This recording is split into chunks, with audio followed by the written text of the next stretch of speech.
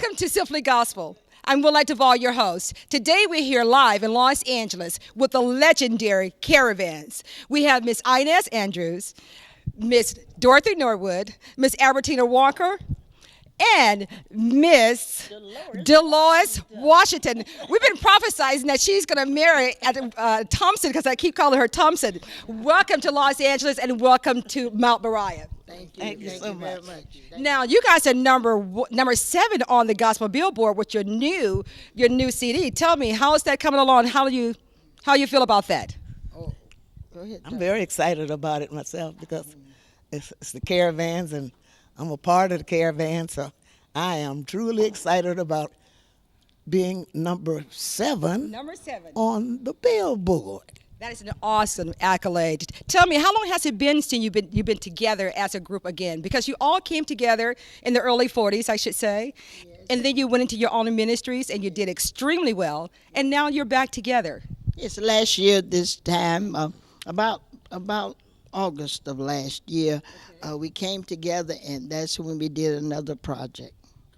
And we want to thank God because it was Dorothy's idea for us to come together and do another project after 40 years. Wow. This is the first recording that the Caravan has done in 40 years, and I'm just excited about it because Dorothy called me and asked me, Tina, can we get together and do another CD? We used to call them albums, so I might all consider it again. Day, huh? Yeah, so, and I told her it was really all right with me if the girls wanted to come together and do it, and so we did. Dorothy talked to all of the girls, and she can go from there. Okay. And the title cut is Pave the Way? Yes, paved with the title cut is Paved the Way. And you know, on every CD that I'm on, since they call me the storyteller, I got to tell a story. So I said, well, I may well go on and tell the true story on the Caravans. And that's how we came up with the title cut and the song that I wrote called Pave the Way. And so here we are. And the ones that you see here, I've called up everybody, but the ones that you see here, we're the ones that agreed to do it. Oh, great, because there's a few others that started out long ago, right? Now, also, you had a relationship with the late Reverend James Cleveland. Tell me, how did that come about? Well, James and I we grew up together. First, he used to play for my sister and I when we were kids. And when we got grown, we all went our separate ways.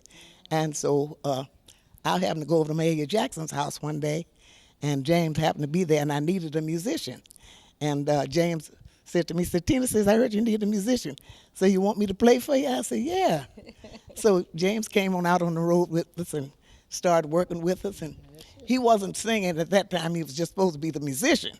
But I let him sing. And the people enjoyed him so much, and he was so anointed. When I came home, I was supposed to do another recording, and the record company said to me that they didn't want him. They didn't want no boy, and especially him, because they said James couldn't sing. Say that boy sounded like a frog. They wasn't going to waste their money on that boy. I said, but that boy's anointed. And this is what we are out here all about, lifting up the name of Jesus. And the people could identify with his message. And so the record company said, well, I'm not going to record you because I don't want that boy. He can't sing. I said, well, I'm not going to record. So I stayed out in the studio till he called me back and said, well, Albertina, I got to have another record of people calling for another record. So I said, you going to let me record James? He said, yeah. So I said, okay. So we went in the studio, and I recorded James with the Caravan, and the rest is history. Okay. Okay. There'll be more right back with the legendary Caravans. You stay right there.